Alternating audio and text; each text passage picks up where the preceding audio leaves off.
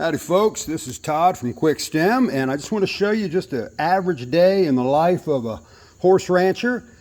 This is an old stock trailer that we keep around for hauling hay and making dump runs and that sort of thing. It's got decent tires on it, but it's got old valve stems in it, and this one is doing that. Can you hear that? Okay, so I went out and got a load of hay a couple days ago, and darned if I didn't have a really low tire. So I pumped it up. Not a hole anywhere in the tire, nothing in the tire, and the valve stem's making noise. So what I'm going to do is I'm going to replace this real quick with a QS430, QS430, which is our long version of the 4.5 or 0.453 inch QuikStem. And I can tighten that with either a 12 millimeter socket or a 1/2 inch socket. So if it's got a 1 and a 2 on it, it's going to work. We're not torquing this thing way down. We're just snugging a little piece of rubber. Either one of those sockets is going to do the trick for you. You can use a wrench, you can use pliers, you can use your Leatherman, whatever you got handy. All right, so I'd love to get that out of there. And let's come over here and see if we got a pair of channel locks.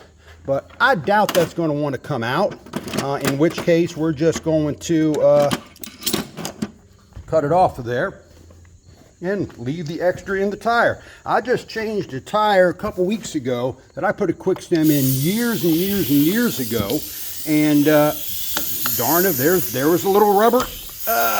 There was a little rubber end. There we go. Still in the tire. So I don't know if I'm gonna get that or not. Whatever I don't get can stay in the tire. Okay, so whatever I don't get can go inside the tire and stay there for life. Oh, you didn't see a bunch of that. I'm sorry. I don't know how often you all change valve stems, but I bet you don't do it with one hand with a cell phone in the other. All right, so I'm going to insert my QuikStem, and it would have helped if I'd have got a socket ratchet handle. I'm going to stick a ratchet handle on this. I'll go with the 12 millimeter, but it just doesn't matter in the least. Okay, all I'm going to do is I'm going to keep that snug into the tire as I start to snug. And as I'm starting to snug, what's going to happen is that rubber grommet in there is going to be coming upward and outward. So it's going to double in thickness. It's also going to double in diameter. There. And as it snugs, it gets a little bite on the rim. It's already starting to give me some resistance. That's good enough. So a little wiggle, perfectly normal. Every other valve stem you got has a little wiggle in it, so a QuikStem is going to have a little bit of a wiggle in it.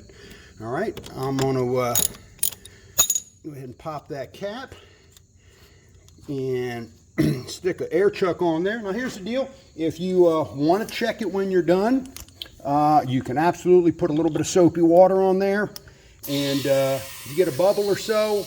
I never have, ever. I've done many of these. I've never gotten a bubble, but if you do, little quarter turn until that bubble goes away, and that'll be it. No maintenance necessary, because that rubber's forever trying to re-expand, and so it's your locking washer, and that thing will not vibrate loose. It will not back off. It will not nothing. And we've got QuikStems that have been running in equipment hard, abused every day for 7 and 8 years, and just like the day we put them in.